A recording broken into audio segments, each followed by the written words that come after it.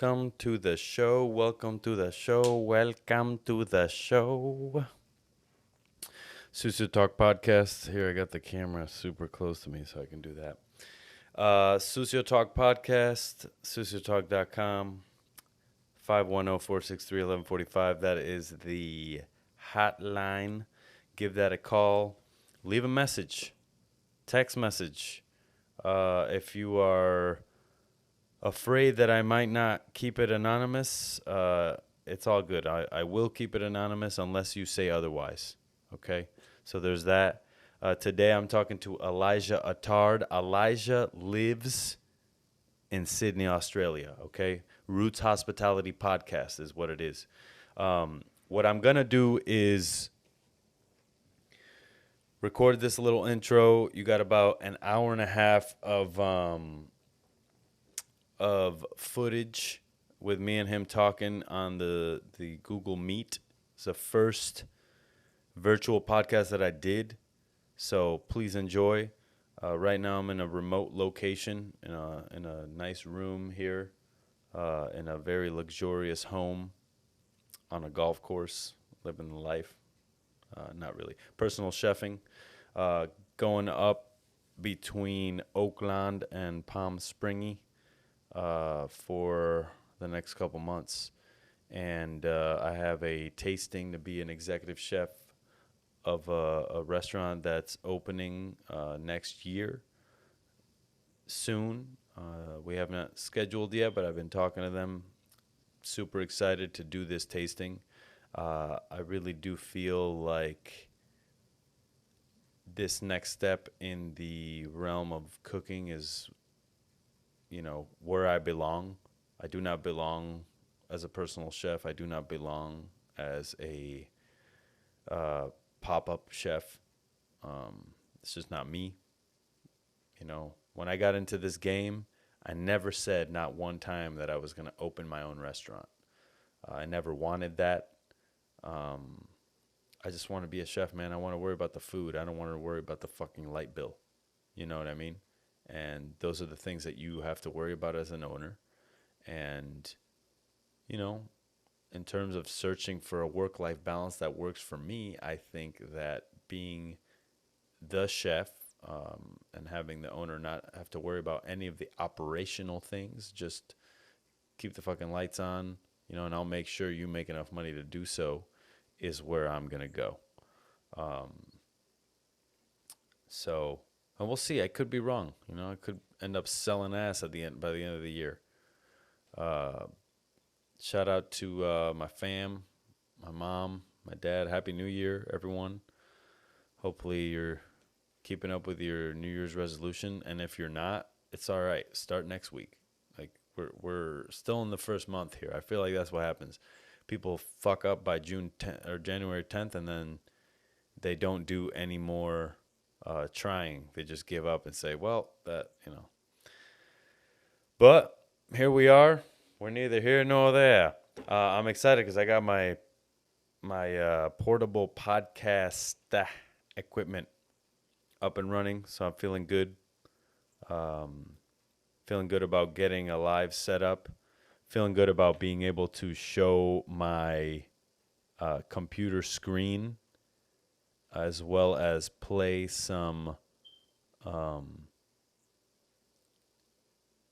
music from it and be able to show it, So check this out. Boom, you see that? It's me on my desktop on my computer. I don't really keep a lot of shit on my desktop, bro.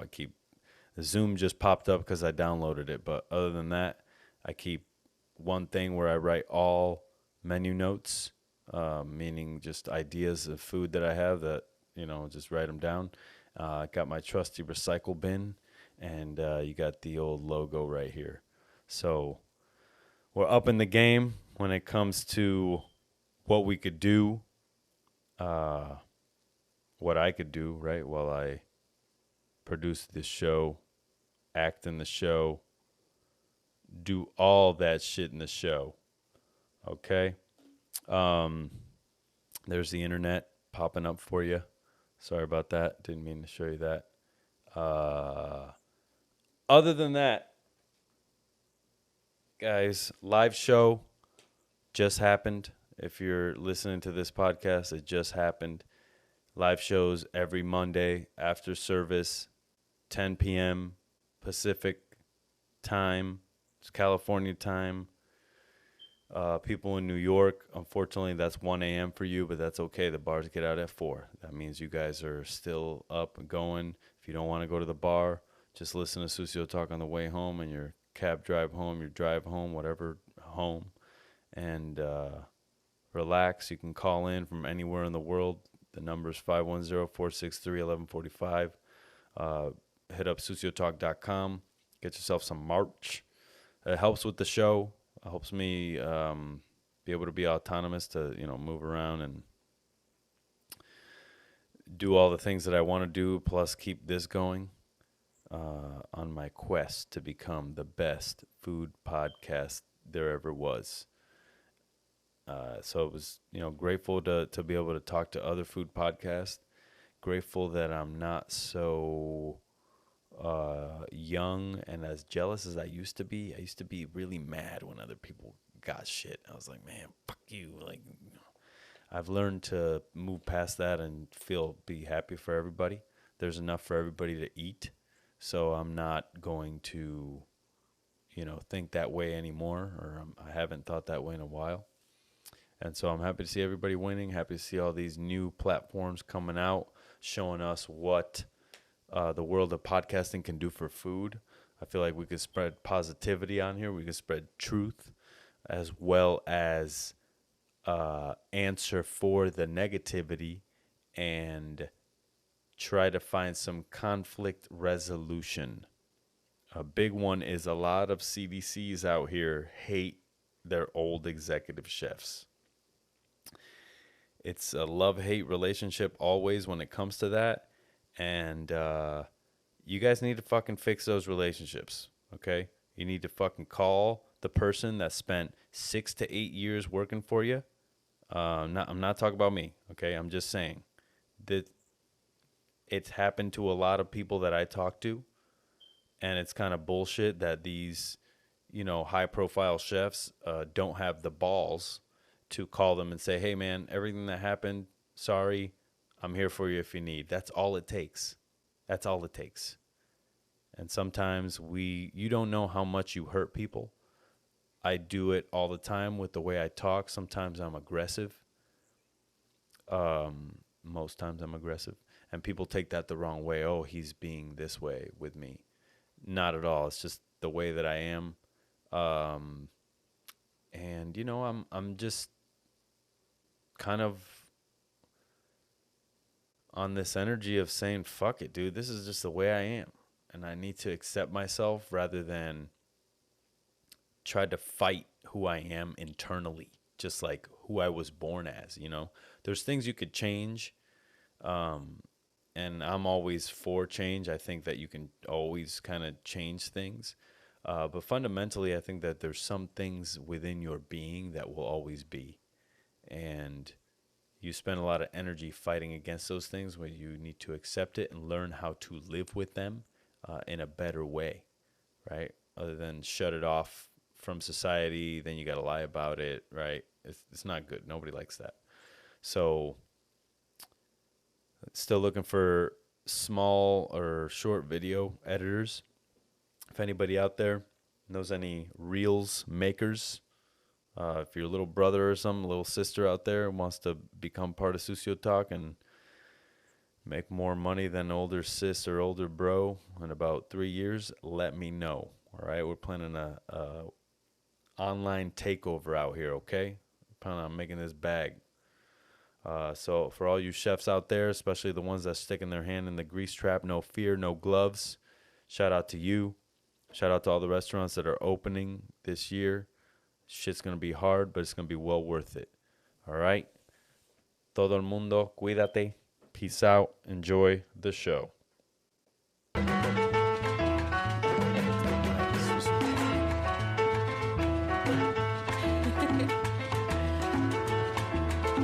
Got a pop-up at a restaurant at a bar tomorrow, so I'm trying to smash away on this prep. Oh, So okay. I see. What bar are you cooking at? it's a bar called PS40. So Okay. it's a cocktail bar. They Okay. do like amazing drinks. So they host pop-ups weekly, and me and my partner are doing a pop-up for the next 2 Tuesdays, doing Right. like Australian nostalgia snacks. Okay. So it's like really stuff we grew up with. So things like Vegemite or your Splice or Mm-hmm. mash and gravy, just kind of taking that and reinventing it Right. and doing it in a bar context. Oh, dope, man. Well, here on Sucio Talk, we're here to talk about you, baby. So you started this podcast, Roots Hospitality Podcast. When did you start it?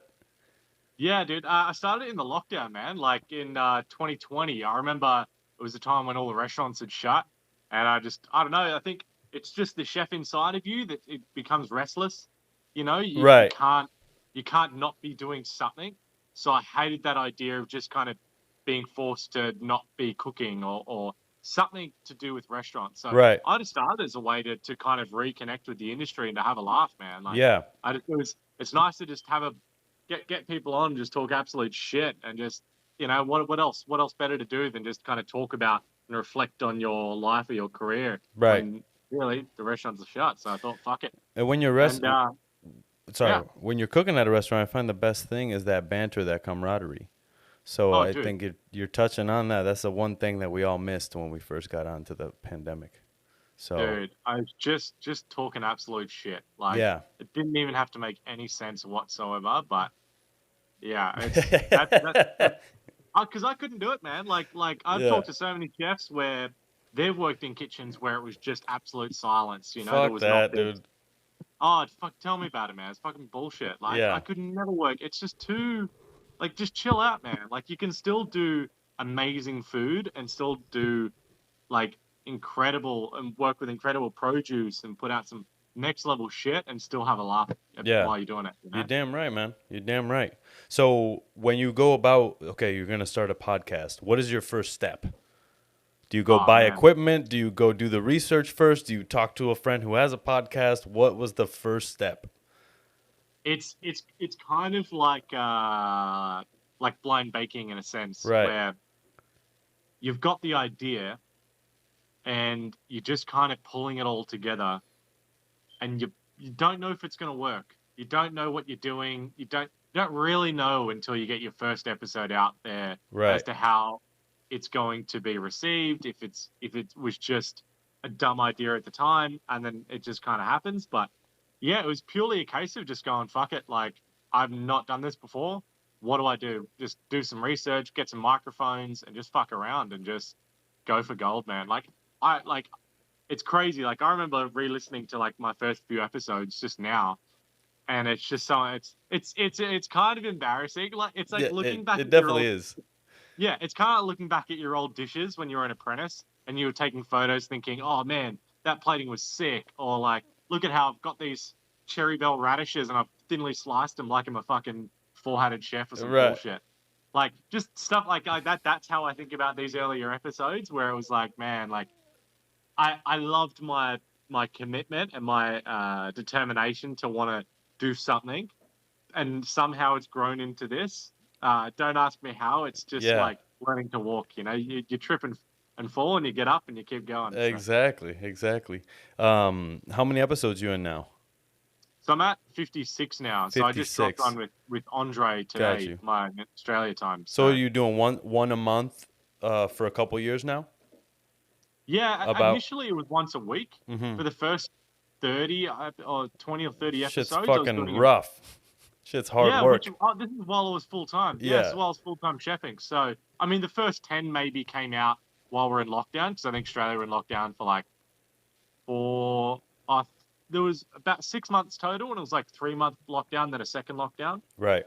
So the first 10, I think, eventually came out while that was happening. But after that, it was just on the first Monday on my day off. Every week, I would schedule to go and talk to somebody because I would go to their venue. Right. And then it was just a case of while I was on the train on the way to work every 20 minutes, I'd sit down, put my earphones in, I'd just edit, and I'd edit every episode. Yeah. And then push them out the next week. So when you edit the episodes, what are you editing? Are you editing the, to make it concise, the ums and the thes, or are you trying to isolate certain material? Yeah, for sure. So initially, I think when I don't know, in my head, I guess that I wanted to cut maybe certain topics that I felt like were talked too long. So Right. if you were listening, that you wouldn't get bored or you wouldn't think, oh, okay, I get what they're trying to talk about, snippet kind of thing. Um, eventually I wanted it to be really raw and just kind of is what it is. And it's gone back to that now where it's become just like talk your shit, like whatever, and I don't really edit it. I just go through and if there are certain thing like the ums and ahs or if they're pauses, I'll just trim those. It's not necessarily the what we talk about because Right. that's not a problem now. And I think that happens when you get more confident, right? Like Right. initially when you start, you have your list of questions, you do your research on them, all this sort of stuff. But then now when you do it, you've got your list of questions, but because you're a bit more calmer and confident, you work them in a conversational style. So that's what I do instead of it being an interview like what I was originally, because I didn't want to come off as this unprofessional kind of not caring thing. So Right. you want to have the structure, Mm-hmm. but then now it's like, yeah, it's more because I think it helps that once you've got familiar with the hospitality community, they know you, they know your style, so they don't they don't expect that professionalism because that's Yeah. not ever something I was going for either. It Exactly. was like we can talk about what's going on, have a laugh, but it not be so suit and tie. You know, this is for some magazine bullshit. So, Mm-hmm. I've but had I've had some yeah, cooks come up to me and say, "Hey, remember that time you said this?" And I was like, "No, I don't remember that at all." But so it's they're out there and they're fucking listening, man. So yeah, it's yeah, yeah, like as you do it, you start to feel this certain sense of responsibility to yeah, what the fucking content is gonna be. You know what I mean? yeah, exactly. And this past year, I went through some phases where I was like, I'm not really feeling like that person that's on that show. I'm not really feeling that way. So I was like, I can't do Right. the show. And then recently I was like, you know what, man? Fuck your feelings. Fuck everything. Just do the fucking show, regardless of if it's gonna be sad, happy. Because I wanted everything to be light, right? But how can you be light when there's a goddamn world war going on? You know what I'm Yeah, saying? yeah, yeah, So in that sense, you gotta, I was like, how are we gonna solve this? But it's not my job to fucking solve everything in the world, right? So I was like, let me just do it one episode at a time, one little piece of conversation, and you'd be surprised how many times young cooks will come to me and say, "Hey, that thing you said really resonated with me, and because of that, I made a change, or I fucking moved to another state to work at a restaurant that you talked about." So I really do think that this is the future. You and Chef's PSA, Andre, I saw that podcast you did with him. Shout out to Andre from PSA, Chef's PSA podcast. Um, did you know of any other food podcasts before you started? yeah. I knew of one or two. One in particular was a food journalist called Lee Tran Lam, who I eventually got on my podcast. She had one called "The Unbearable Lightness of Being Hungry," and that was kind of where I got my inspiration from. Right. Was because hers was very kind of just chill. It wasn't serious. Like she's a food podcaster, but she's just a food nerd. Mm. She just kind of loves food. I So was having a like, good time. yeah. So she's just got so many stories. She's been a food journalist for, more than a decade now. Right. So writing in and around Sydney. So she's so knowledgeable about all the restaurants and the chefs that have come in and yeah, her stories are crazy. Just with some really incredible chefs. So but yeah, there was that, and there was another one called the Food Fight podcast, which was like another one as well. But there were the kind of those two. But other than that, I didn't really Are they feel as though there were many chef podcasts talking about chef shit. right? There's a lot of food podcasts talking about food or recipes or maybe about restaurants, but it wasn't really about chefs, and I didn't really feel it was for chefs. Mm-hmm. Maybe the food fight one that I'd listened to before, like there was a chef on that, but I didn't it kind of touched the surface for me. I didn't really feel like we were chatting about really chef shit, Right. like being in the shit, like some of your stories, that's become my final question for everybody that I've had on my podcast was your craziest or funniest moment you've been in the shit. Right. And I ask that to everybody, no matter if you're a apprentice or a head chef or anybody, because I think a really humbling way to reflect on your career no matter how good you are. Yeah. There's always still that moment that catches you. So Yeah. yeah, but no, there weren't too many that I feel like were touching on the chef side of things. Right, right. So let me ask you this, Elijah. Let's take it all the way back. Where were you born? I was born in the country in northern New South Wales called Murwillumbah. Okay. It's not too far from where Iggy Azalea was born, funnily enough. Okay. She's born out in the country of Australia. So You didn't like go to high um, school with her, did you? no. That would have been pretty funny. Is she like? Is she the pride of you guys over there? Are you super proud of her? You know? No, not really. He said no, no. That's so funny. Like she's catchy. She's doing her thing, Right. and God respect. But yeah, it's not like she's not like the Hugh Jackman, you know? Right, right. Okay, so Hugh Jackman, that's like your guy. Yeah, he's that guy. He's that Right, guy. right, Yeah. right. Okay. I've always wondered that. I'm like, who, like in terms of sports, like who is your all-time, like who is Muhammad Ali in Australia? Yeah, you know? right. I mean, look, I'm not even really into sports myself, but I guess that would be like Donald Bradman, our cricket star, you know? Cricket, okay. I Yeah, never there's a never museum. seen the game played, but Oh, if really? he's got a Oh, museum, right. then all right. Am I missing out? Yeah. Is that a game I should watch? Oh, I mean, look, I don't watch it myself. If you want to crack a few, it's a great game if you just want to crack a few beers and just like be outside and just have a banter with your mates. Right. You just got a game in the background. It's kind of just like, you know, turn on the TV and there's like, I don't know, some footy in the background, but you're going to this cricket match. That's kind of what cricket is. Just like a long few hours where you just drink beers and have a laugh and complain that someone's hit the ball fucked up or some shit. So okay, that's wild.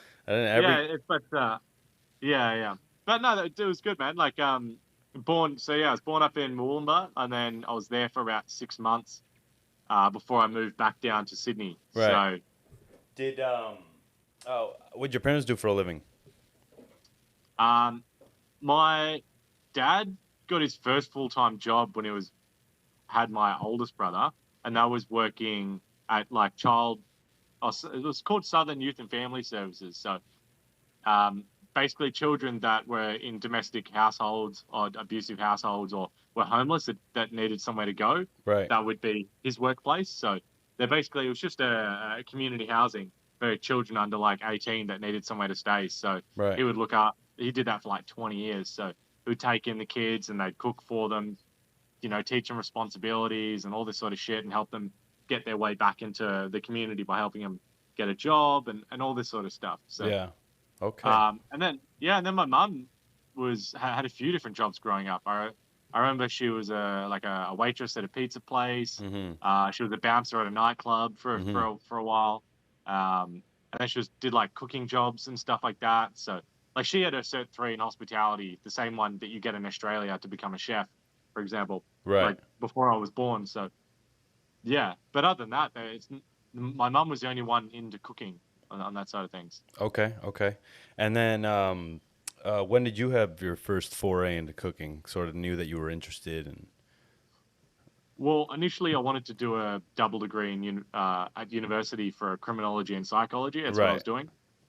I did that for a year and realized I'm shit with academics. Like doing essays and all this writing shit that you do in school, just regurgitating I was terrible at it. I was terrible. Right. Like, I can learn things like very well, but it's more of hands-on. Right. So hence, you know, it makes sense where things ended up. But yeah, and then while I was at university, I was working 2 jobs. I was a dish pig at a cafe. Right. And then I was working at a place called Red Rooster, which is like Australia's KFC. So it's just like a roasted chicken place. But I was there, working there just as a cook while I was at university. So it was just kind of, just making my way and earn the cash. But it was at this cafe that, while I was a dishy, the head chef kind of not convinced me. I guess I was inspired by his attitude as a chef in the kitchen. Right. Because he was the co-owner and head chef, and I just really enjoyed going to that place. Just when I wasn't at university, just working there like 2 or 3 nights a week, and just his fun attitude. You know, he was just like, however busy it got, it was just, you know, keen to smash it out. He was passionate. really interested. And I guess that wasn't something that I was used to seeing. Mm-hmm. When you look at TV, what's presented of chefs, that wasn't it. And it was just really flipped it. And so I guess that kind of got me thinking about a different creative outlet. Right, right. And from there, where do you go get your first serious kitchen job? When are you like, fuck this, I'm going in?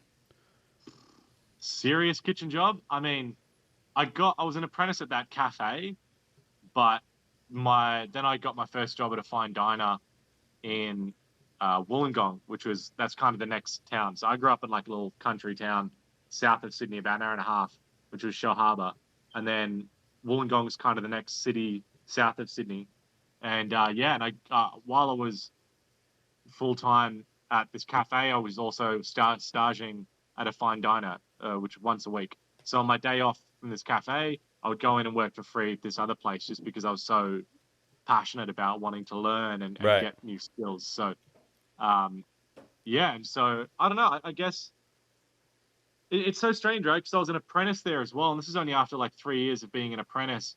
Why, you think it's a good idea to go work for free on top of the hours you're already hauling ass at this cafe? But I guess that's just kind of the passionate energy that you have, Like I remember at this cafe, which was open 7 days, mind you, I wanted to still learn and experiment. So I would go into that cafe also on my day off. So while I was staging at this other restaurant, on the other day off that I had, I would go into this cafe at 1 a.m. in the morning because they were open from 6 a.m.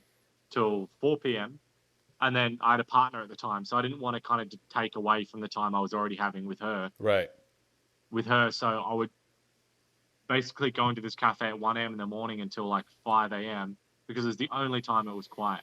So I had keys to the place, and I asked the head chef if I can just come in and experiment. And every week at 1 a.m., I would wake up at 12:30 in the morning, and I'd pack all my equipment that they didn't have there that I was buying for myself. I had my like 2 or 3 dishes and techniques that I wanted to experiment and try on. Right. And I remember I remember putting on like Biggie Smalls in my car, just like getting myself hyped up with the hip hop and shit, Mm-hmm. and going in. And I was looking at these recipes the other day. And when I talk about looking at these old recipes that you just think, what the fuck was I doing? This is what I was working These on. are the ones. These are the ones. And and I remember going in there and just every week being like, had my three. It could just be working on techniques like learning fluid gels or learning agar or working with just anything like taking. I remember there was one time I wanted to learn as many techniques as possible. So I would pick one ingredient like a beetroot or a celery, and I would ask myself, how many things can I do with just a beetroot? I'm not making a dish. It's not about making it taste good. It's just technique.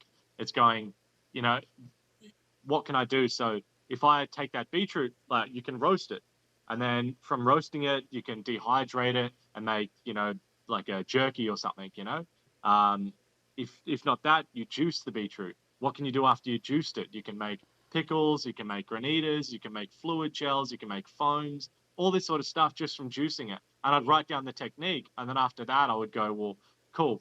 What can you use it raw? Cool. How do you use it raw? You can pickle it. You can, dehydrate it, all this sort of stuff. And then making meringues or syrups, all this sort of stuff, just so I could learn the technique of how to just use a beetroot. So, Mm-hmm. What books were you using? Pardon? What books? Where were you getting these recipes? I wasn't. There was no. I was just Googling it at the time, so Right, there wasn't right. one particular book. It would just go, how do I make a foam, and then I would YouTube things on how to, use soy lecithin with the right amount of liquid, Right. and then the equipment that I would need for that, and then there would be, and then it'd be like balancing it out and then setting it to make jellies or to make, all this sort of stuff, like. Mm-hmm. And that's just what I drilled myself into doing, which is just, it's crazy to look back on that now to think that I had that much enthusiasm. But and I would take that idea and then go, well, cool. Well, now I've done that with a beetroot. Let's get a peach or let's get a mango and then see what works. Can you roast a mango? Well, how does that taste like? Like just doing different things like making caviar with it or, mango chocolate, like just seeing what works and what doesn't work, like, and just kind of seeing where the boundaries are of the techniques that you can do. Mm-hmm. And I just always took that with me. So every time I would get something new I've never seen before, I can go, cool, well, I've taken herbs and I've done 10 different things with herbs. What else can I do with it? Or what can't you do with it? And then, yeah. And so I guess from there, I took, that's where it took me to the fine diner, because they were doing techniques that I hadn't heard of before. And Mm-hmm. then that piqued me into doing it. And yeah, and I was staging there. And after a month, I think, or 6 weeks or something of staging there, they offered me the job. And yeah, and then there it was. Right. Did you have a hard time leaving the diner? Yeah, 100%. Yeah. 100%. It was very hard Yeah. initially, because you're so grateful to that first chef for giving you that kind of opportunity, Right. and seeing that enthusiasm in you. Maybe it's also just an innocentness of going, oh, he looks like he'd be happy to get paid $400 a week for doing 60 hours, and Right. and not complain about it. Like, Yeah. it could just be that side of things. And I was happy to do it. I was like 19 or 20 years old, getting like $11 an hour. Like, Yeah. You don't give a you shit at know, that point. You're just you like, don't give a you shit. just want to play the Yeah, game. yeah, Yeah. exactly. Like, you just fucking love it. This is part of the job. Yeah. Um, What was the fine dining and place called? It was called Caveau. It was Caveau. Caveau, yeah. So it was around for about 10 years, and then the two kind of sous chefs before that bought and took over the place, Right. and then made it become like a really modern Australian fine diner. So Mm-hmm. it was very Australian based, using very locally foraged and wild caught ingredients. So things like magpie goose, they're using like, what else? Like sea bass, and then there was using things like wattle seed, bush tomato, Davidson plum, all of Mm-hmm. these really native Australian ingredients. Right. And we'd also forage ingredients as well. So that was something I'd never done before. So that was exciting to go out and actually hand pick your own ingredients Yeah. from the beaches, from the forest, and then incorporate that. And that's where my style is now also. It's got a lot of native and forage ingredients. So So you're still foraging to this day? yeah, yeah. Okay. I was just foraging today. Okay. I was getting local apple mint and fennel pollen. All right. And then how far do you have to drive out of the city for that? It's not far. I mean, a lot of the things, I just live by the water in Sydney, and a lot of things I just ride my bike. Probably like a 15-20 minute ride, because there's a Right. lot of sea botanicals that grow along here. So Okay. your kelps, your sea lettuce, your Turkish rhubarb, warrigal greens, acacia, bottlebrush, all these Turkish rhubarb. I think, like, there's so many things just right in front of my doorstep. Okay. So Got that. Cool. Cool. So you worked at the fine dining restaurant. How long were you there? well, I was there for about 7 months, I think, and I was struggling really hard. Right. It was my first foray into uh skill dense, not much time cooking. Right. So the cafe was So if you make one mistake, your very, day's over. yeah, or it was more that I would beat myself up Right. more than anything. I was Okay. very self-disciplined in that sense, where whatever I did, I really cared about it. And if I fucked up, I'd really give myself a hard time. And it wasn't anybody else. I've just kind of always been like that, because when I've committed to a project, it's really 110%. And so this fine diner was very skill dense, very time labor intensive, as fine diners are, which is Mm-hmm. a good thing, because you learn it's more time in the skill of things instead of just the flavor. The cafe was very, you know, make something delicious and push it out. It was still very good and high quality in that sense, but it was just, you couldn't spend that much time perfecting that one thing. Right. And yeah, and I was just struggling. I think I was overthinking and being overwhelmed all the time, because I was still trying to refine all these skills, and I would just make little mistakes, and then I would have to start over again. And like, these snacks were very intense, but it was a good thing. I look back on it now, and it was it's like learning how to swim. Mm-hmm. You throw yourself into the water, and that restaurant was like the first part where I was kind of drowning, and then the restaurants after that was like, okay, I've stopped, I've taken a breather, now I think I know what I'm doing now. Right, But there's right. always that first restaurant into that hectic restaurant that you're kind of a bit shit.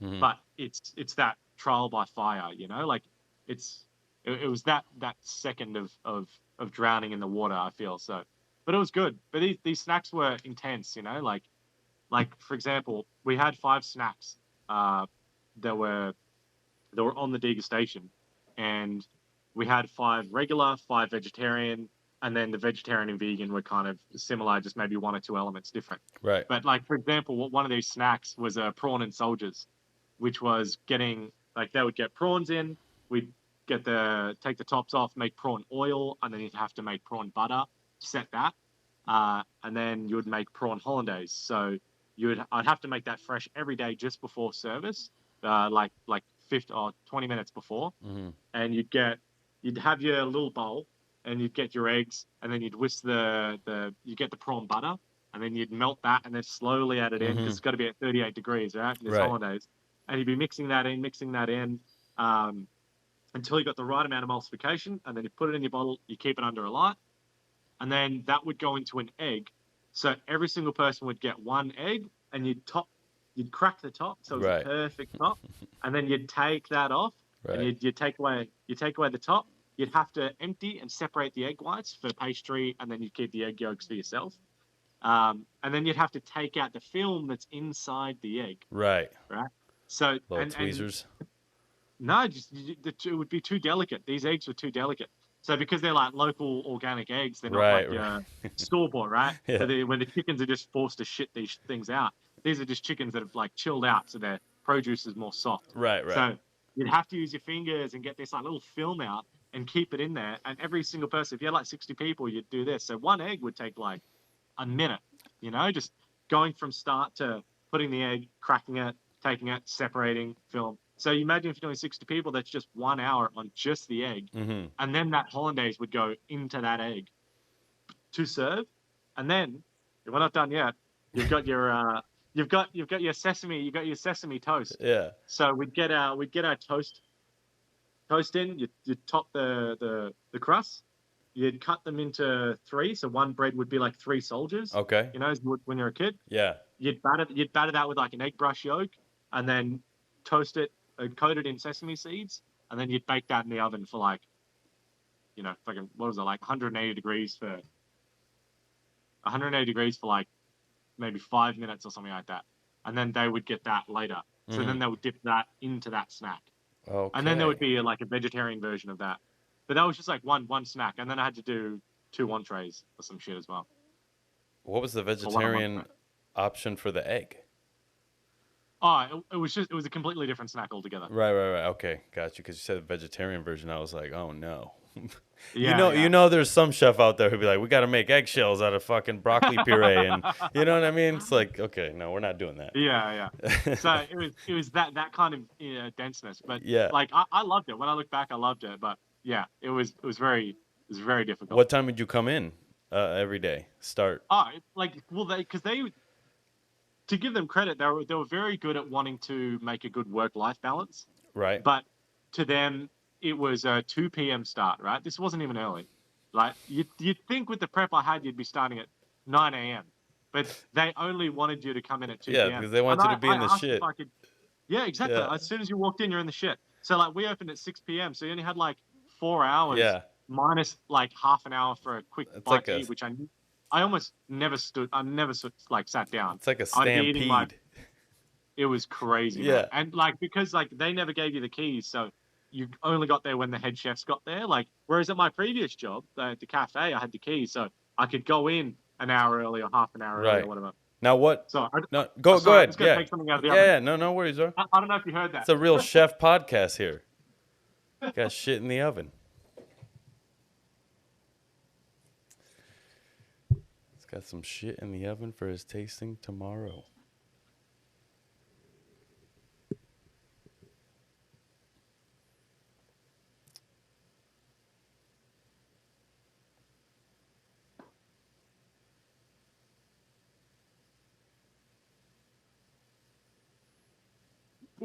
Right, sorry about that. Oh, no worries, dog.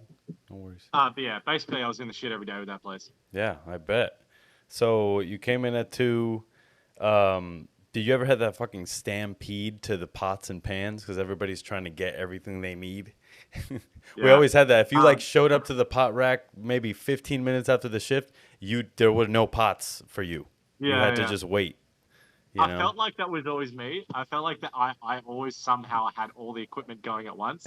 Because like as soon as I got there, I'd be having to do like 5 things. Because like we're even milling our own flour to make our own bread. Mm, So I'd have to mill that like every day or once every 2 days because they would never let you do more than a week, more than 2 days, whatever. So like I'd have to be milling my own flour to make my own bread for everybody else as well. So that would be the first thing. So I'm taking this KitchenAid and then someone would always need the KitchenAid, but there was only one KitchenAid. But I'd have this thing milling my flour every day right. while I was like, And and milling then I was flour like, takes a shit ton of time. it takes a lot of time, Yeah. man. And then you have to mill it as well yourself, just so it's fine.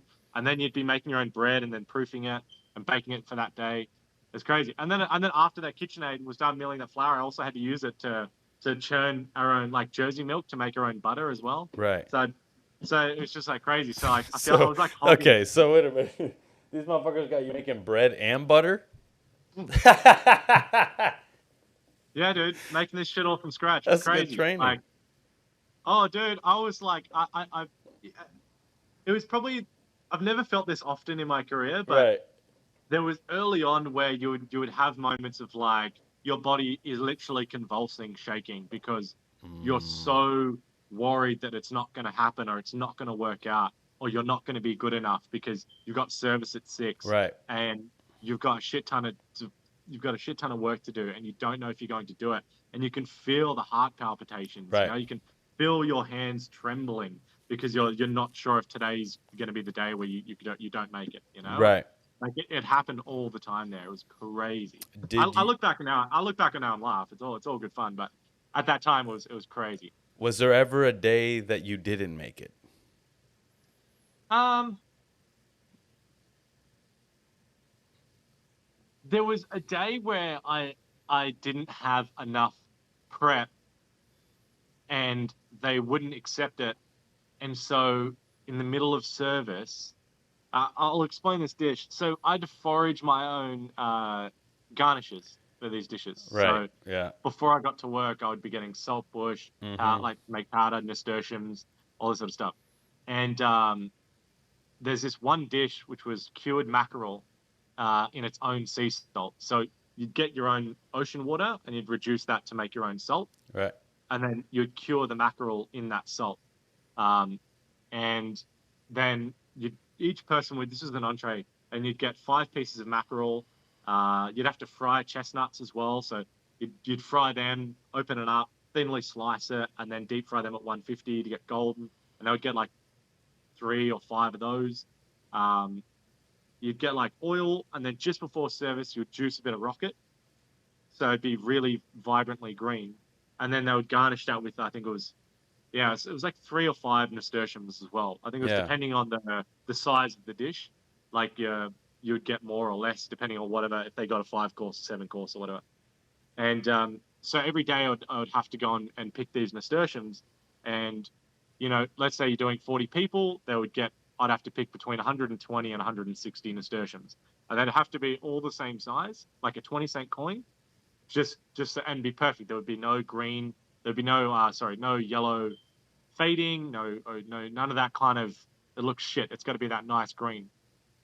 So I'd be going in these massive bushes every day, just like finding these nasturtiums and cutting them in a container. And there was one time we were really, really busy. We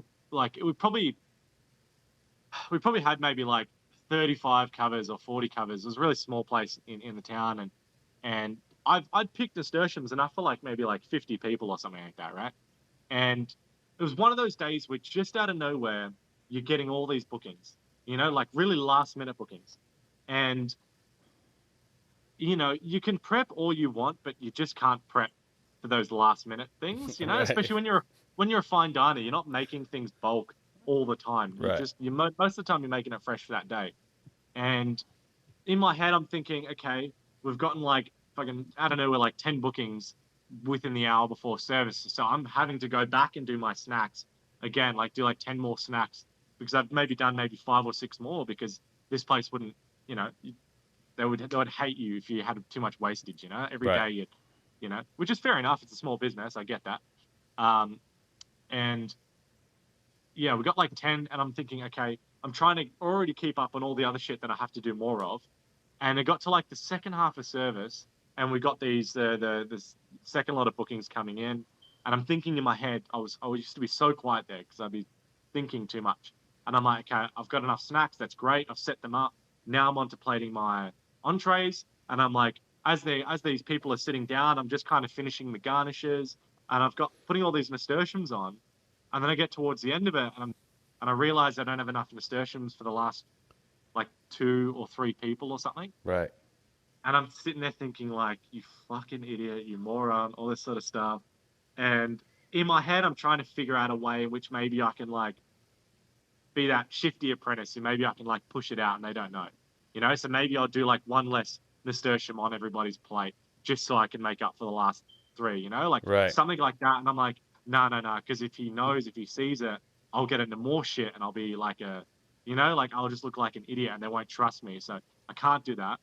But I need to tell him. And then just that gut feeling of going to tell your head chef that you don't have enough of something was already hard enough because it's like telling them it's just they don't want to hear that shit, you know? Yeah. So I was like, oh my God, I got to tell this guy. Eventually, I work up the courage, and some of these entrees are starting to go, mind you. So I don't have much time now. I've kind of Oh, stitched god myself up. damn. Okay. Yeah, so I'm like, I don't have much time to figure my shit out. Now, had I told him maybe earlier, there could have been a solution done in the time, but because I just hadn't worked up the courage, Yeah. you know, like, and I turn to him, I go, chef, you know, I'm sorry, but I don't think I'm going to have enough nasturtiums for these last 3 people, and I'm shaking. And I remember this, like it's churned into my brain, this memory. I look up at him, and he looks back at me, and he goes, "What are you going to do about it?" And that's all he said. It's all he needed to say. And I just thought, okay, but I think I get what he's saying. So I took off my apron, I hung it up, and I ran outside in the middle of the night looking for nasturtiums in people's front yards, literally running around Wollongong streets, like all my black gear, my fucking chef clogs.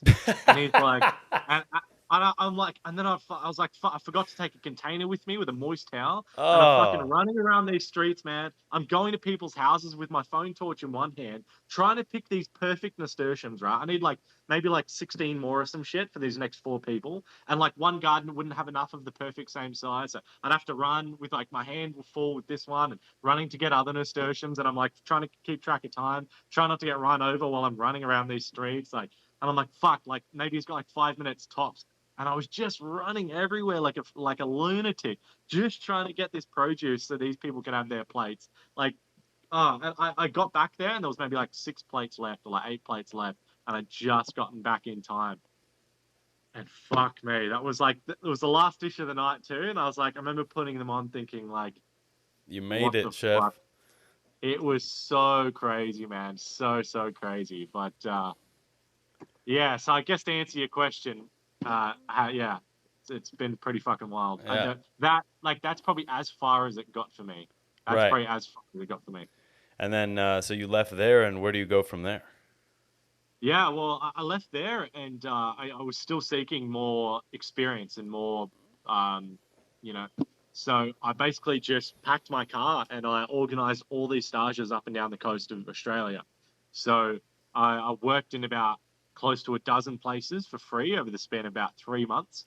And I would go in, and I remember there was a place in the country called Echelot, and I would go there like 2 days a week for 2 weeks, and then I would go work at other places for 2 days for 2 weeks. So because I'd saved up all this money and I just wanted experience. So in Sydney, I think I worked at these places like Paperbark, Bentley Restaurant, Yellow.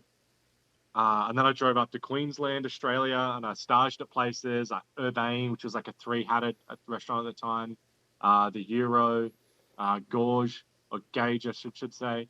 Yeah, and I just worked for free. I just purely just for the sake of wanting to learn. I just slept on my brother's couches who were living in Brisbane. I was, staying at places in Sydney, and I just worked for free. And I remember every day, just getting all these recipes. And at the end of every day, I'd just be writing them down and just learning and reciting. And yeah, and then one of them eventually offered me a job, which happened to be Yellow, which was it was a vegetarian fine diner, the Mm-hmm. two-headed place, and then during COVID it went vegan. But that place then offered me the job, and yeah, and I was there for about 4 years. Right. Awesome, man. Hell yeah. So 4 years, did you become sous chef in that time? Yeah, I finished up as the sous chef, Okay, awesome. so Um, that was really cool. was it a little less intense than your prior kitchen? Um, Initially, I think it was probably just as intense, Right. but the hours were longer, so you could get the shit done. You just show up at like So 9 in the morning. yeah, the weekends. I remember the weekends were about 9 a.m. till midnight, and then the weekdays were like 11 a.m. So that was better. So I was happy with that because I'm like, fuck, like, when you're a chef, those hours really aren't that bad. Right. Like I never looked back and thought I worked too much because I really enjoyed it. Like I really loved it. Like I've never taken a job at a place for the money. Like I've never taken a job for the place for the money. It's got to be purely it's satisfying my love for what I do. Right. And if I can't do what I love, then I won't do it. So yeah, but that place, like, it was just as intense. Like, I mean, I beg it was just vegetarian and it being vegan, but it was still had that level of technical difficulty. It still had that same level of, you know, attention to detail. Like we'd have a crudités on the menu, and you'd have to go in and clean 100 of like five different things properly. So you'd be getting a turning knife and getting the dirt out of these fresh cherry bell radishes or carrots, and you'd be peeling them, and Mm-hmm. and they'd have to be sitting in ice water. So like those jobs take like a long time, and yeah, but starting at 11 wasn't so bad. But even then, some days they just get so busy. You'd be doing like 100 cover Saturday like dinners when you got like 40 for lunch. So it Mm-hmm. was always that balance of trying to do service and then prep for that night as well. So Right. Got you. Okay. Um, and then you stay there 4 years. How old are you? Where are we in your trajectory? When you I'm first get to I'm the restaurant? yeah I'm 26 You're now. about 26. Okay. Got you. Um, when you're at this restaurant, you stay there for 4 whole years. Yeah. Is this something that you planned on? No, not really. I didn't plan on getting the job there when I was staging there. I just really liked its difference. Right. Um, I was vegan about 3 years in my chefing career. So while I was at the cafe, I went vegan. So the idea of wanting to work there would have been great at this place, but I think at that time I didn't feel ready. I didn't feel like I was good enough to work at Mm-hmm. that level. Being a two-hatted place, I just kind of came off the back of struggling at a one-hatted place in the country. So I didn't ever think that I would be good enough to work there. But when they offered the job, I was obviously naturally chuffed. So I gave it a whirl and just said, look, I'm still traveling to Queensland and staging. So, if I can start in 2 months, then that'd be great. But yeah, I don't know. Like I said, I guess it just that whole time, it was still intriguing enough over those 4 years. The menu was changing often. We had a different head chef come in later. So his approach to cooking was very different to the last one. And, Mm-hmm. and all these things, including like they were awesome with wanting me to bring in my foraging and me to bring in my wild ingredients. So there was always a place for me to always be experimenting and trying new things with those ingredients, and having that space in which I could go, cool, well, how can I use this ingredient differently to put on the menu next time, and always giving that to the head chefs, and then they like that and I want to work with that. So there was always something new there, which is good. Okay, so it kept you enticed. Yeah. And then when you made sous chef, how was the dynamic between the cooks that you worked with, came up with, and now you're sous chef? Now you're their boss. Yeah, I think about this a lot, man, because like, and I don't know whether it's a change in the pandemic as well, because a lot of chefs were very different from pre-pandemic to now. I think a lot of the a lot of chefs took time and self-reflection and wanted to maybe find a balance in the type of food they were doing and wanted to slow down a bit and do what they really cared about doing instead of just hauling ass at a good esteemed restaurant, maybe for the name of it or something. Or, so maybe they really wanted to focus on what they love, which meant scaling Right. things down. And so there's just been this really change of wave of chefs. Yeah, maybe now I'm just speaking maybe for me. I don't know if other people feel this way as well, but it seems different. The chefs that I worked with and grew up with seem different to the chefs now. Not all of them, but just I guess the chefs starting now, Mm-hmm. in their career, that maybe they've got a different mindset of what they thought being a chef was. And because the industries can't be as hard as they used to be, because of the lack of, I don't think restaurants really have that control like they used to. They didn't have that power like they used to. A lot of the Right. power has gone on to the chefs and the workers, so they can, I remember speaking to people that are now asking chefs what days they want off. Like this never used to be a thing. Like you don't just start a job off like, hey, just need to ask what days if you need days off, what days are those? So we can cater to you.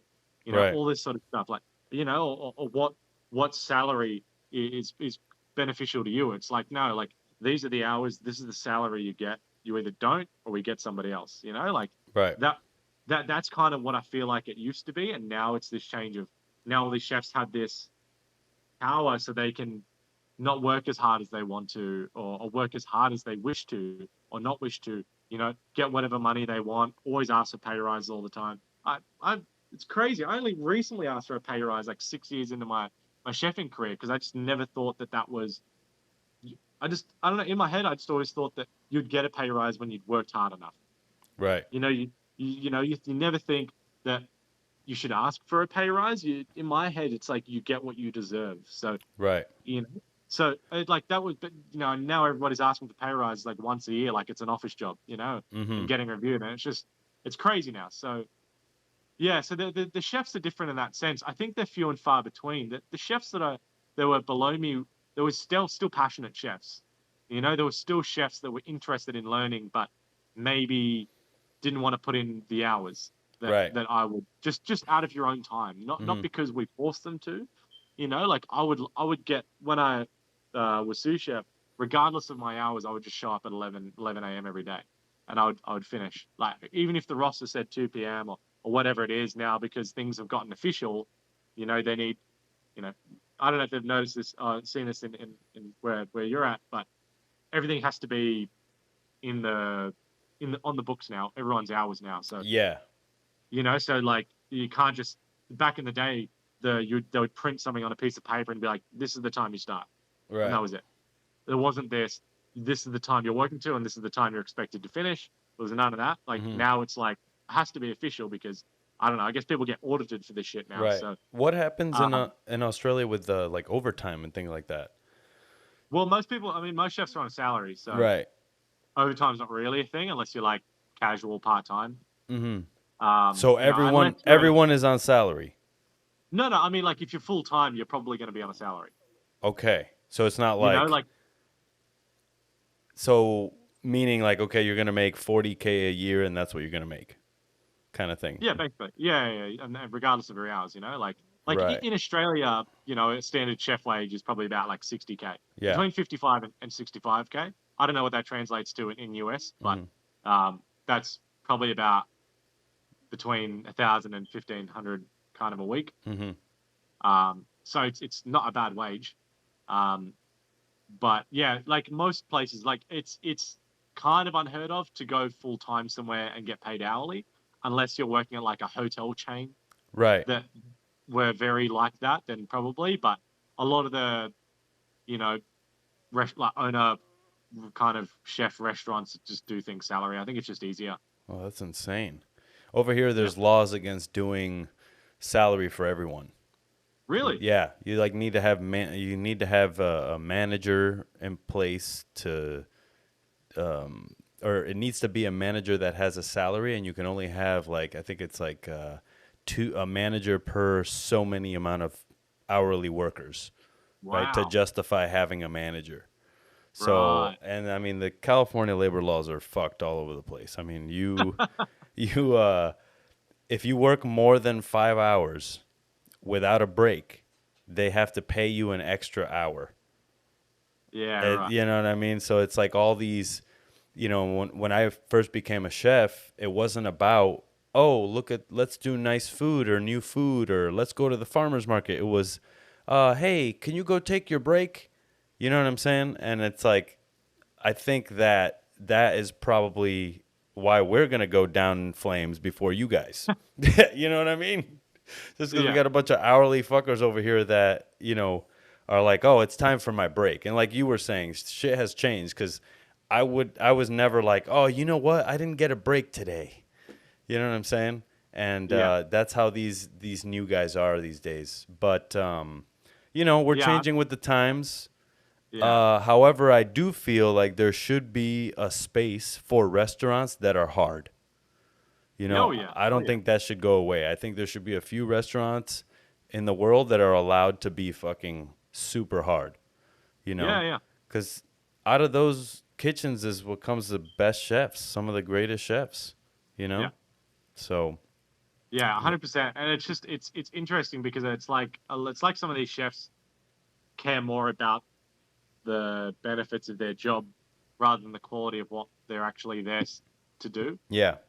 And that's kind of sad. Like, of course, each to their own, you know. Like, and I'm not saying that all chefs are chefs because they love what they do, you know. Like, some of them just genuinely do it because they just need money to pay their bills, and like that's fine. Like, everyone's a chef for their own reason, and you can't ever judge that. But yeah, it's just hard because because it is a team sport, you know, and especially at the fine dining level, it's not like a pub or a cafe. Like, at a fine dining level, there are standards that need to be kept, and when you're starting to get kind of more of these chefs that are outweighing the passionate ones that are putting in all the effort, when it's a team sport, everything kind of starts to go down, you know, like, instead of it being up here, all the with the odd person who kind of maybe doesn't care, who gets yelled at every day, like, there's kind of more of these people that don't care and they've tipped it and it's kind of come down a bit. So Yeah. it's yeah, but you've just got to navigate through that because it's been tough, you know, for everybody. It's hard to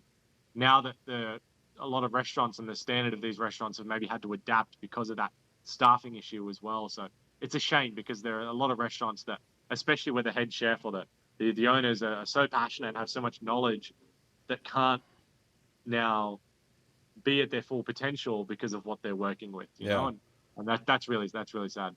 It's things like as simple as chicken stock.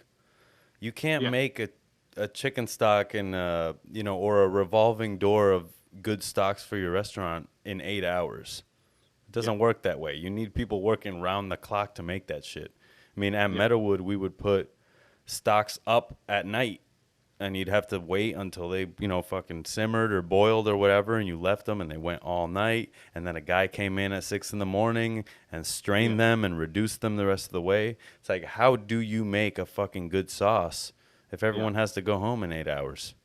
You It's know? it's crazy, man. Like, I don't know. I guess that's the people I love to be around. There's just those people that don't really give a fuck about the time. Yeah.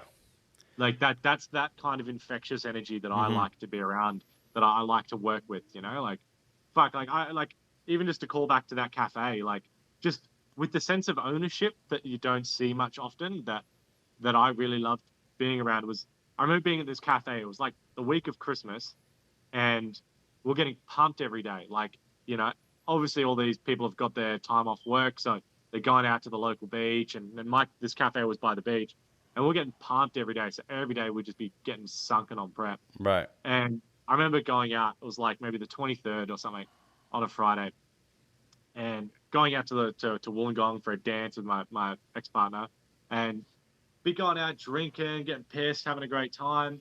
Um, and it'd be like 2 a.m., you know, or 2:30, and we're rolling out, and you know, like, I was driving, so I wasn't that pissed. I was probably having maybe like one or two drinks an hour, and I remember just like getting home and sitting in my car, and it'd be like 3 a.m.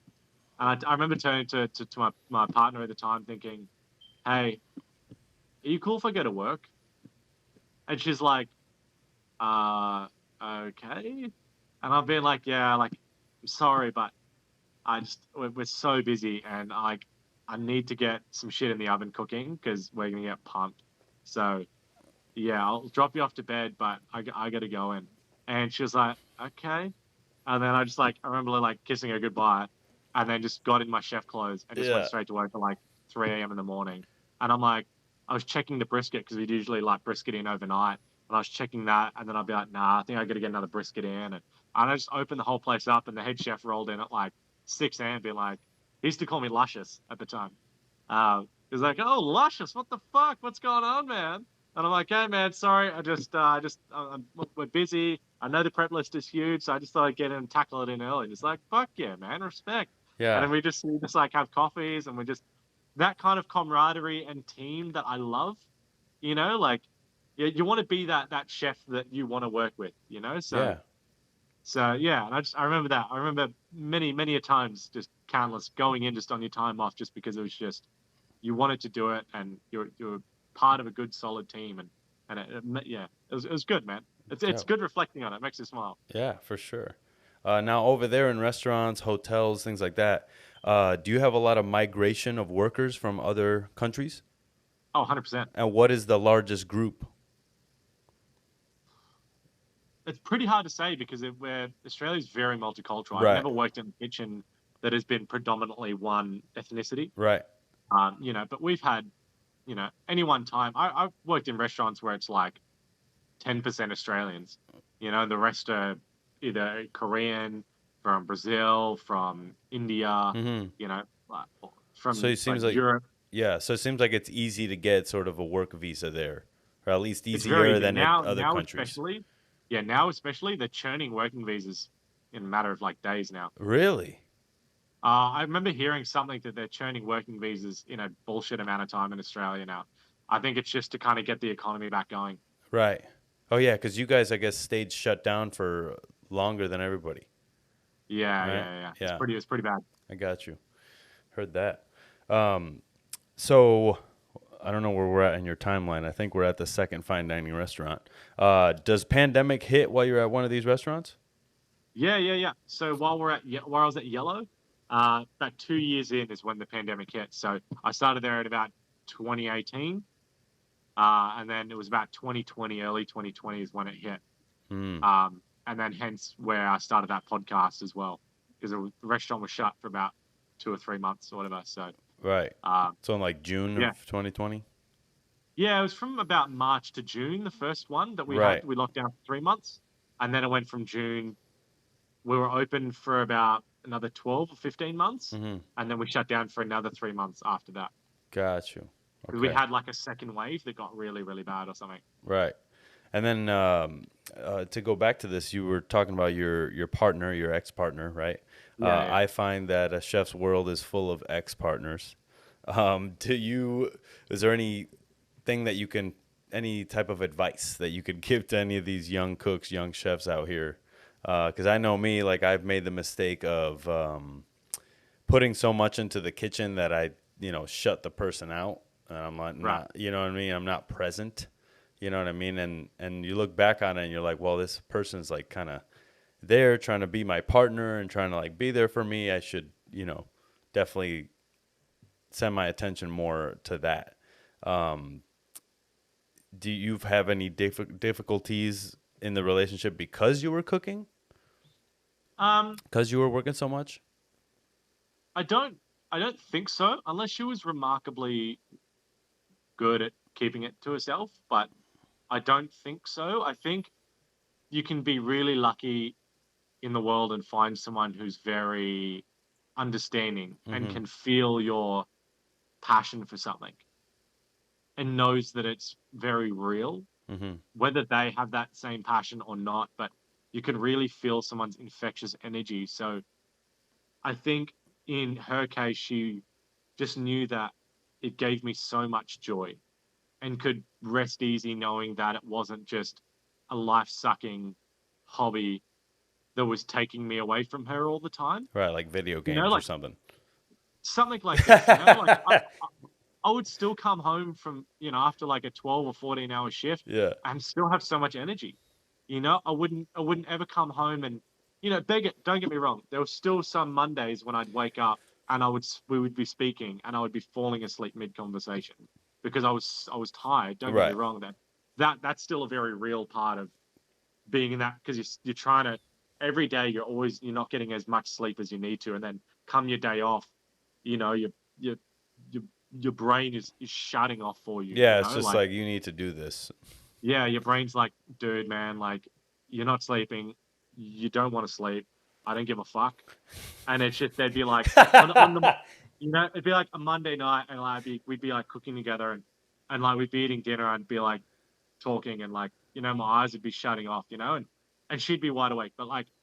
But at the end of every day, I would come home and I would still have so much energy, like, obviously, because I guess it's the adrenaline of Yeah. service, Yeah. but like that's a huge thing. You So you come wouldn't be home getting to to bed till like, yeah, really late, but you come to a quiet house, everybody's already sleeping. exactly. You're like tiptoeing around, Yeah, you got to iron your chef coat, do your prep list for the next day. Dude, I yeah, ironed chef coats for probably like 10 years before I yeah, didn't yeah, have to yeah, yeah. iron them anymore. Um, Dude, crazy. But yeah. I would still have so much energy, but you know, I think I was really lucky in that aspect, that I was with somebody who could really sense that energy and felt happy knowing that gave me so much joy. Whether I was, you know, but with that said, like, obviously when you're with somebody, I look back at it now, and maybe hope that you'd find someone who probably has that much passion and energy for something else of their own. Right. That would, I think, be my tip or advice, if that person that you're with is just as energy fueled for something else. So, but with that said, that's not really up to you. That's kind of up to that person You're as goddamn to right. whether they are content. Hmm. Like you don't ever want to think that because they're not at your level of energy or enthusiasm for something, that they're not happy with their life. Like, Right. people are content at different levels. So that's something that you also have to grow to understand and respect, that if they enjoy reading a book every night, or if they enjoy playing video games, then that's just what makes them happy. So Right. you kind of have to always keep that in the back of your mind. But Hmm. yeah, but being a chef is a pursuit where you throw everything at it. If you really care about it, and it's not just for the money, it's it's like that scene from Whiplash, right? Where that guy's talking about, pulls his girlfriend to a diner, and he's breaking up with her because he realizes that in order for him to be at his full potential, he doesn't want to upset the girlfriend that he's currently with. Right. And he has this like whole monologue which you could easily recite, and take on as if you are saying those Yeah. words as a chef, because it's very multifaceted what he's saying to anybody who's in the pursuit of excellence. And he sits it down and is like, I want to be the best. It's going to consume my life. And I don't want things to get in the way of hurting you. And I know that you love me and I still love you. And maybe after all this, if things, settle down and we're still in love with each other, then maybe something can happen someday. But right now, I'm getting deeper and deeper, and I don't want to hurt you or have your love affect and battle with my passion for this, because this is, my life kind of thing. And he Right. has this whole thing. And this is him wanting to be a drummer, right? And yeah, and that was very relatable in that sense, that if you really give a fuck about being a chef, you will throw 110% into it, and that will consume your life. Yeah. And that's a good thing. It can be a good thing, but just know that if you're going to be in a relationship with somebody, that they are going, you either need to communicate with them that they are going to be second best, Hmm. because that's the reality of it, right? That's the reality, that becomes all you're thinking about, not that the partner is all you're thinking about. And it sounds like a really piece of shit thing to say, but it's just, I don't know, maybe it's an addiction. Maybe being wanting to be the best at what you do is kind of this sick addiction. It's not sick, but it's become kind of its own addiction, right? Yeah. Because it's all you're thinking about. You're drilling all this money and time into it, Hmm. and you don't really know what's going to end up or what's going to be at the end of all this. Right. It's just the idea of being the best, but then where does that lead you? Right. So I say almost like when you get 3 Michelin stars, like it's almost a gift and a curse. Like, yeah, you've achieved your 3 Michelin stars, but in cooking, there is no higher award. You know what I mean? So I feel like the people that get 3 stars have a sense of emptiness because they're like, this is it. I've reached the pinnacle of my career. You know what I mean? And then you have to uphold your stars, obviously. And there's definitely more things that you could do to fulfill your happiness within cooking. And I think a lot of it is like charity work, you know, and like donating meals and things like that. But in terms of award, James Beard Award, whatever, we all know that 3 Michelin stars is what anybody gives a fuck about and what yeah, will is willing to make people fly all over the country or all over the world just to go to your spot, you yeah. know? What do you think about the validity of Michelin stars? I think they're a great marketing tool. Right. I think they can do amazing things for restaurants for sure. Mm-hmm. But there is also that reality of what they can and can't do, and the reality that maybe one of these tools can completely obliterate a restaurant or a chef Right. or ruin their business sounds really sad to me. Just because maybe they didn't like their one experience there, that one person didn't like their one experience, and so they've now redirected their attention for this high class restaurant onto something else for that time being. Mm-hmm. And I think that's a shame, but it really does have its place in a positive sense because it can highlight many restaurants that don't have that PR, that don't have that public kind of advertising or that tool, to get out there. And so them putting in all their hard work, it can really change the lives of so many chefs. And that I've thought about it a lot, where it's like, when you weigh up the pros and cons, sometimes that can be more good than the bad, So yeah, like when it comes to Michelin, like it's just nothing can be perfectly positive all the time, and I think that's the reality. But at the end of the day, it's hard because they are getting rated by it's kind of rated by not it's not it's kind of rated by customers. I don't know Michelin specifically, but in the Good Food Guide, all those people that rate the restaurants, they're not chefs, So when they're rating things at a technical level, it doesn't really make any sense. Mm-hmm. And then to how they've gotten so much validity and power and reputation is kind of daunting. It would be like someone like who really likes music going and sitting in on concertos and then critiquing them, but they don't know how to do any of the things. So they don't know how They, to play a fucking instrument. they don't like they maybe know how to play a few songs on guitar, Yeah. like maybe some Smoke on the Water or Seven Nation Army or some shit. Yeah. Like they know they know the strings, but they don't know the technical, and they don't know the time that someone's put in. They don't know the story. They don't know the emotion behind everything. And maybe because someone got a note off, that's it. That's not good enough. It's not three hats, or something like that, or maybe the ambience, or maybe the crowd itself. Like, and they're just rating it, and it's just like, yeah, it's just hard. Like I would love a rating system that's done by the chefs, and I've thought about this so much. Like I would love an awards night that's been rated by peers. Like it's like the scientific papers. They're all peer reviewed. They're reviewed by people in that same industry, Right. so it can be well like validated, right? You Mm-hmm. don't just give them off to 100 people in the public and go, "Can you validate this?" And they're like, "Yeah, honestly, I don't think it's going to work because it doesn't make sense to me." And it's like like you may as you like I would like a peer reviewed chef thing.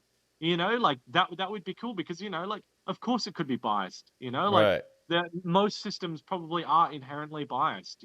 Someone knows someone in the rating industry that that can sway something or other, you know? Like it's just in everything. It's not food specifically, you know? Mm-hmm. Like this is just life. This is just politics. You know, and so I think that would be fun, you know. I think I would really love to be uh spoken about from my peers as well. Like that would be really cool. You know, it's like someone you look up to and they're saying awesome things about you, you know, for this award system. Like that would be really fucking cool. Right. And I think a lot of chefs would really dig that. You know, like getting a word from one of their like local chefs that they look up to, like in an awards thing because they're part of this system where they go out and they do their reviews and maybe highlight 5 new chefs that open up restaurants and shit. Like I think that would be sick, and I would love more than nothing to create that, Mm-hmm. you know. But chefs don't really have that much time, so Right. but it would be sick. There's a food blogger that I was talking to recently, and she says she's like, "Oh well, I go to the restaurant 3 times if I don't like it, or if even if she does like it, she goes 3 times before she formulates an opinion about the place." And I'm like, that's a good way to do it. And I know Michelin does that a little bit. They go multiple times, different people go, and then based on that, they assign the award. So I think they have a kind of a cool system. And to be in the 21st century and not know any of their fucking identifications, we don't know who they are. I think that's pretty cool. You know, in a Yeah, world where you know who everybody is, right? yeah. And I have to give the Michelin credit in that aspect where they've kept that anonymity very well, and I think that makes it void of the politics. I mean, a lot of it. I'm not going to say it's 100%, but it keeps it void of that, and I think that's the best system to go with. Um, yeah, yeah, I think that's just the best system to go with for sure. Right. I heard you and Andre talk about some shows. Did you watch the menu? Yeah, dude, have you seen it? Yeah, I've seen it. Yeah. Dude, What'd you think? I'm I thought it like was you, really man. I really, I loved it. yeah, it was really well done. Really well done. Yeah, Um, I definitely didn't think it was a horror movie. I wasn't scared. You know what I mean? There wasn't any time where I was like, "Oh my god." You know, were you scared at all? I mean, I was shocked. I was shocked when that one chef did that one thing on that tarp, and I don't know if I want to spoil it. right. Yeah. I wasn't expecting that. I know it's not horror, Yeah. but I was pretty Dude, I shocked. I mean, think I was. at this point, spoil the shit. Like, hey, who gives a fuck, dude? The movie's been out. Like, if you haven't watched the menu and you're in the food industry, like, it's your fucking fault. You know? Like, Yeah. at the end That of is the day, true. That you is know? true. Well, all right, okay. So I think I did definitely jump when the guy shot himself. Right. I didn't expect that either. But that's I did not literally expect like I know chefs that have made, cooks go out to the dining room and say sorry to the guests for fucking up their dishes, and that. that's what Yeah, that felt like to me.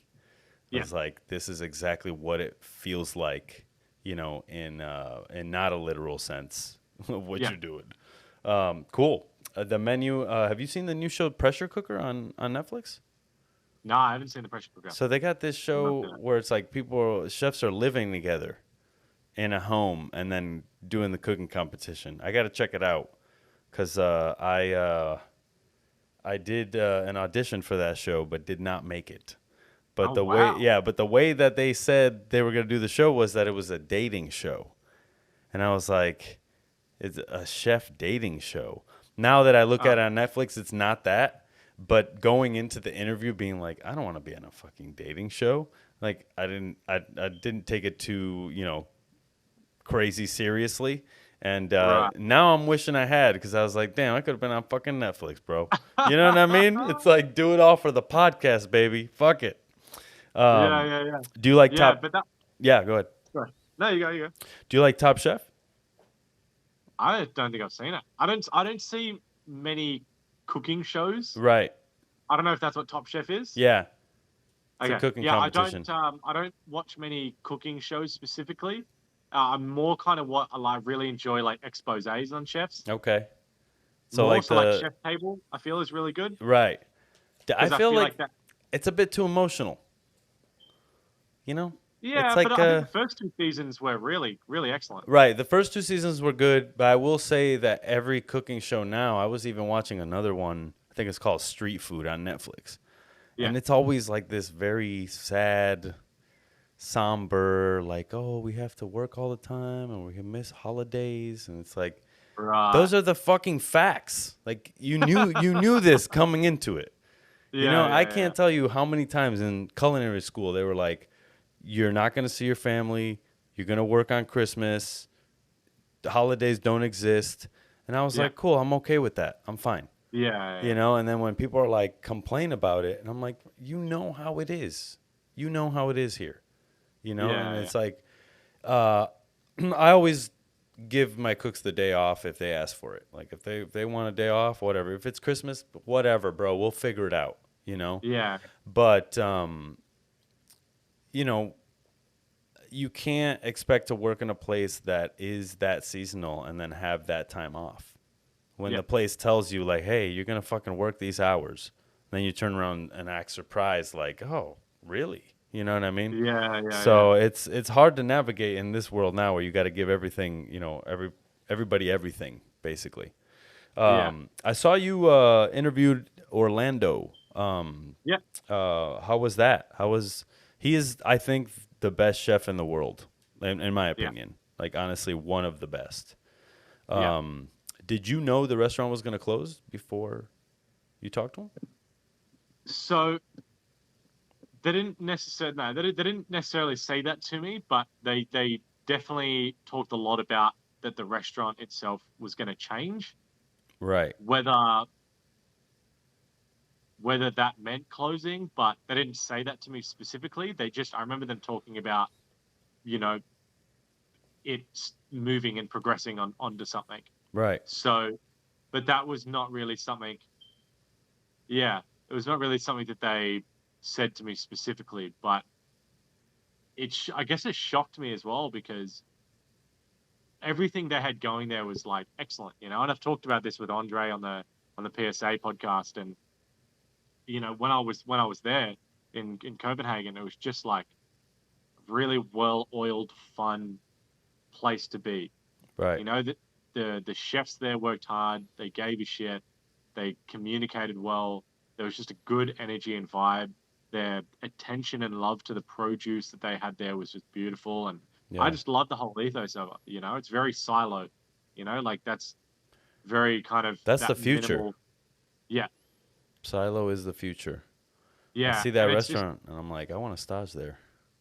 dude, it's You know. fucking excellent. I'd love to work there. Like if that place went vegan, I would probably. I know it's predominantly plants. I've read the book a ton of times, and they give you the percentage breakdown of like if they got fish, meat, protein, and veg, and usually it's like 75% plants, whatever. But it's yeah, if that place went vegan, I would love it. Do you It'd only be cook such a vegan now?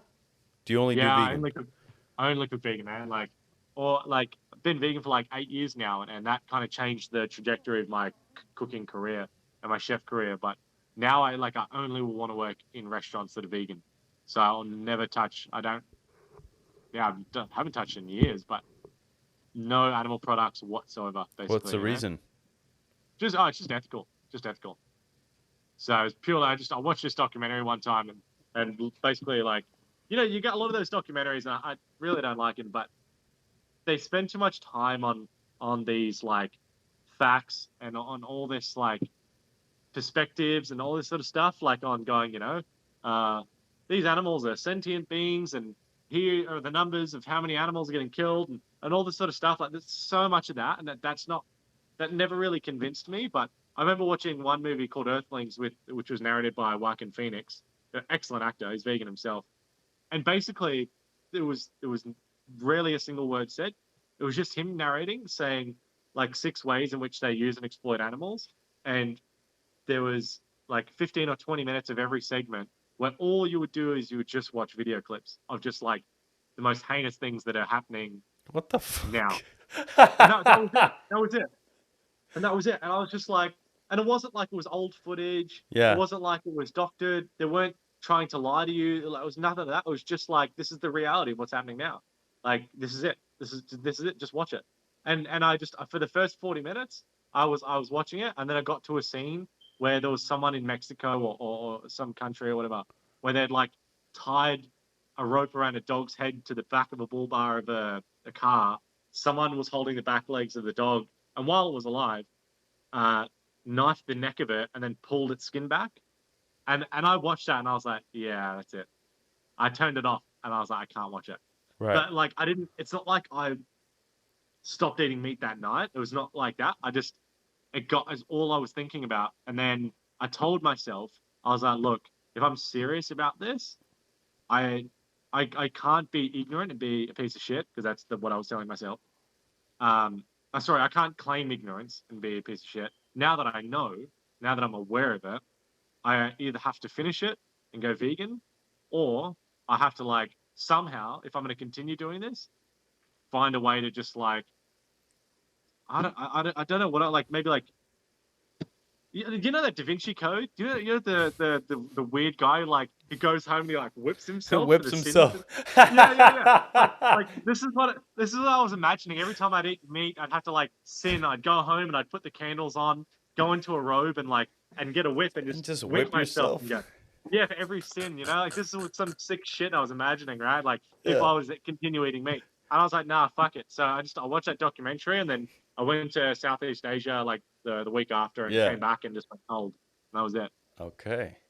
There's one way to do it, chef. God damn. Yeah, man. That's Did you crazy. have issues with like your family? You know, No, were they like, "What the fuck are you doing?" No. no, not at all. Like, because I guess I was chefing at that time, so there was never any doubt that I couldn't just cook whatever the fuck I wanted. Right. So, What do you you know, eat? like, Yeah, go ahead. no, that was it. I just basically I cooked whatever the fuck I wanted, and that was it. End of story. What are you eating mainly? Now or then? Just throughout your veganism. It's a pretty good range. Like, I'm never really ate that fake meat. That was never a staple. Um, so I've got this fucking sitting right next to me here are like two big boxes of like a range of vegetables here that I just picked up today. Okay. But yeah, it'd be a range of like everything, like man, like potatoes, eggplants, tomatoes, broccolis, like zucchinis, all the grains of like coconut milks, all these herbs and spices. Like there's very Indian, Italian, Mexican in there, like a whole sort of range, like Thai, Asian. So there was always flavor. Everything was always flavor packed. You know, it was never Mm-hmm. that mash and gravy. You know, like it was always like always something spiced. You know, like Right. especially after coming back from Vietnam and Cambodia was like fucking packed full of flavor. So like everything was punchy. So, but there was always a wide variety. You know, like it was never. And to this day, I've never. I think I supplemented B12 for a short time, for like maybe like 2 weeks of that 7 years or 8 years. But after that, I was fine. Like it'll come back to bite my ass when I'm like 50 or 60. But Right. You don't have to take any protein supplement or anything like that? nah, I don't like I don't do it every day. I'm not like please no one listen to me and think that now you don't have to. Like it's really up. Like I don't want someone to listen to this and go, oh, he didn't do it, so I don't have to. Yeah, fucking whatever, man. Like Yeah. I'm fully taking on the consequences of the long term if there happens to be like. Yeah. But I'm taking that. It's like someone who fucking smokes. Someone can smoke like a pack a day and then not get cancer and then die at 80. But it just affects people differently, you know. Right. Like this is what I'm saying. Like Other people I'm just it's smoke just for a year everybody and then take die. your own concern, you know, like, but also everyone's vitamins and minerals are different, you know, Yeah. like I consume very different foods to different people and I exercise all the time. I'm always doing things like, you know, I'm not sitting at home. I don't have an office job. So all these things factor into your balance of diet and whether you need to eat fresher foods or heavier foods and all this sort of shit. Like I really think about what I eat and my exercise. So it affects Hmm. me differently, but Right. Dope, man. Hell yeah. So, what are your goals for the podcast? Like, where would you like the podcast to take you? dude, I gotta say it's like the realest question ever. Um, it's hard because initially I never set out big plans. Doing the podcast was just a bit of fun and a good way to banter and have people who were, you know, had their restaurants closed that could sit and just listen to something and have a laugh and feel like they could relate to something, you know, or tune into a bit of banter every week. And that's kind of always been where it's been. I've never sat at it long term. I could have some ideas where, you know, once I've got the hang of just doing audio podcasts, in the first season, I'd go, how can I make it better? And every season I look at it and go, well, how can I know what I'm doing now? I'm getting comfortable. How can I do it better? And then the second season would be cool. I want to get a camera and start to do photography.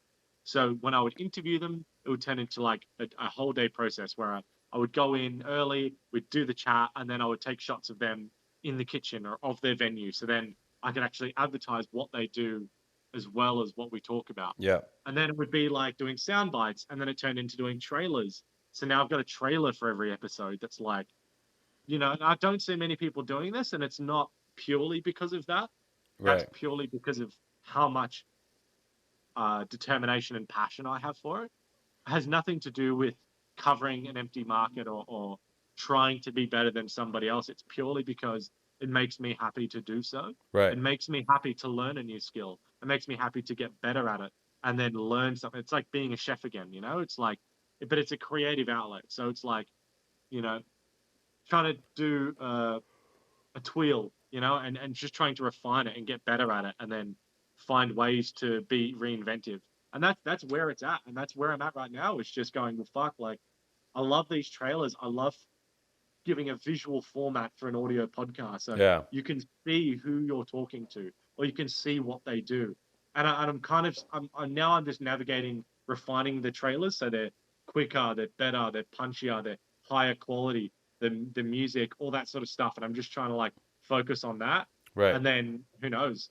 I would love my next step is to make a chef film, is to do like a mini film, like a 10-15 minute where you're following the life of a chef. That would be amazing. Yeah.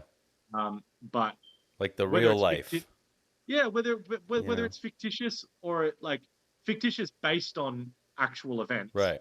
But obviously being filmed, it's not like I'm just recording someone in the kitchen doing meat. Like Right. it Right. would be staged, but like they're all still real things, Right. like that would be, I think, amazing, where it's like following someone waking up in the morning and then that whole day and then going to bed, and it's all the little things about being a chef.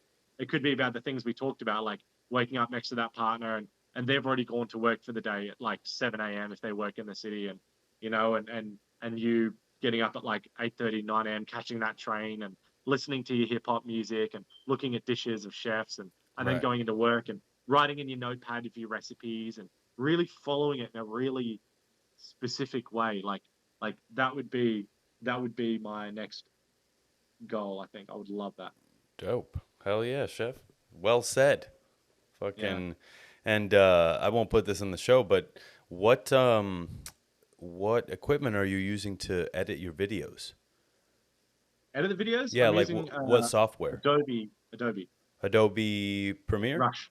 Rush. Rush. Okay, use Rush. And that's how you make all your reels? Yeah. Okay, dope. Because I was looking at your reel with Andre and I liked it. I was like, Oh, so he made those ones. okay, he made them. Yeah, he made those. So Yeah. you have to ask him. You have to ask him how he does his. Gotcha, because But, I'm trying to figure out how the fuck to streamline it, bro. Because it's a lot of fucking work, and I'm like, you don't make any money off of this shit. So I'm like, fuck, man, I gotta, hustle. But there's this website right now I'm looking at called Upwork, and you could hire fools on there for like $3 an hour in Brazil to just like turn that shit out. Because at the end of the day, bro, you're the chef, right? You're the chef of the podcast. Yeah. You can't fucking be the dishwasher, the fucking, the server, the general manager, the bartender. Like, I think of this as a restaurant. Like, okay, I'm the chef. I have the ideas. I'm the artist. I need a fucking dishwasher to make the reels. You know what I mean? Yeah. I need a prep cook to make sure the studio is nice so I can focus more on guest experience when the chef comes in, right? Hey, here's some food, here's some wine, so I don't have to be like, oh, sit there in the camera for like 15 minutes awkwardly while I run around and try to figure these fucking cameras out. You know what I mean? Yeah. But it's just all about getting it better, and I know it's not going to be better overnight. But it takes time, man. It takes time. Like, it takes time. Reflecting on my own podcast, man, like if you go way back to the very beginning to now, like the content, the style of chatting, the quality of everything has just dramatically changed. Like it's crazy, like just everything. And I'm happy with where it was, but like at the time I was happy with where it was, but I'm even more happier now because it's got better. It'll take time. You'll learn. You'll be embarrassed with your previous dishes, Damn and right. then but you'll take that and you'll learn from that for the next one. Yeah. It'll happen. Are you doing private events now? I'm doing pop-ups. Pop So ups. Okay. so What's it called? How can we find it? well, just if you go to my chef underscore Elijah Attard Right. page on Instagram, if you go to my bio, there's different links you can follow. So I've got a 6-seater intimate degustation coming up in like 3 weeks. So that's it's funny that you say that, but it's me basically doing everything. So Yeah. the food, the drinks, Yeah. the cleaning, the plate changing, Right. Right. everything.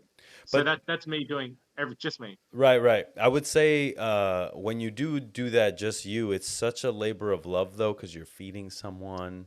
You know what I mean? And to me, sometimes doing the video stuff, you're in front of a computer. You know, and it's gotta be dark in there because you're fucking editing videos, right? So you need to see if Yeah, the yeah, lighting yeah, is yeah. right, so you don't go outside, and then before you know it, you're like, oh, I spent all day working on my podcast, didn't go outside one fucking time. You know what I Yeah, mean? yeah, It's yeah, like I gotta fucking change that shit, bro. I gotta yeah. make it so I'm not doing everything. That way I can, pounce on more interviews. This is my first virtual interview, by the way. First time Oh, dude. anybody will watch the show and be like, "Oh shit, it's virtual," because I like the face to face. But I prefer it. Yeah, yeah, I prefer it. but I like what you're doing. I saw what you're doing, and you and Chef's PSA has been the only food podcast and Pancon podcast in Florida that have been wanting to collaborate and do more. Because Yeah, like Andre was saying, when we grew up in kitchens, it was teamwork, but you were also competing against each other. And it was a lot of like, well, don't tell him what that ingredient is because you don't want him to make, you know what I mean? And now I feel like you tell me how you make your reels, I tell you how I make my reels. We're sharing notes and ideas, and I'm not afraid to say that, "Oh, Elijah from Roots podcast told me that." Whereas yeah, yeah, before it's like you learned a recipe and you're like, I'm never fucking telling anyone who I learned this shit from, bro. This shit, I invented this shit. You know what I mean? And yeah, yeah, it's yeah, like, one of my buddies used to tell me that there's an old French chef who used to put his chef friends' names on the menu, Oh, and nice. say, okay, so, it's like Palms Robichon kind of thing. Like, Yeah, I didn't make those fucking potatoes. Robichon did, right? So yeah, yeah, it's yeah, me making those potatoes. So it's like yeah, that kind of thing. It's like, all right, yeah, yeah. I'm doing, yeah, go ahead. No, no, no. I was just saying, I do the same thing. I had a pop up just recently, and one of my mates is called Ziggy's Wild Foods, and he makes his own misos and hot sauces. And like, I used one of his misos on the menu, and I remember even saying on the menu, just like Ziggy's Bunyan Nut Miso or something, Or Yeah, I had another thing where this farmer donated produce for my pop up, which was like amazing. And so I was like, I made a quick last minute change on the menu where I was like, veg from Newcastle Greens, So it's like when you read it, and then people ask questions. I'm like, oh, what's Newcastle Greens? And I'm like, they're this local farm, and they donated this produce. They do excellent things, and they ask questions on that. Who's Robichon? Who's Ziggy? And that's really cool because it gives them the credit where credit's due. exactly. Exactly. I think we're moving into that, and I think we're going to see a better, more positive hospitality industry moving forward here. Yeah, And fuck yeah. uh, and we're at the fucking forefront of that. So for anybody out there that doesn't fucking know, all right, fucking, it was a damn pleasure to talk to you, man. Thanks for taking time. And Oh, you too, man. this episode will be out tomorrow, 12 p.m. my time, so fucking Thursday. Yeah. But I'll let you know, and I'll shut you out on social media, man. Fuck yeah, man. I appreciate it, All right, dude. Thanks for brother. having me on. Yeah, man. It's a damn pleasure to meet you. Peace out, bro. Adios. Yeah, man.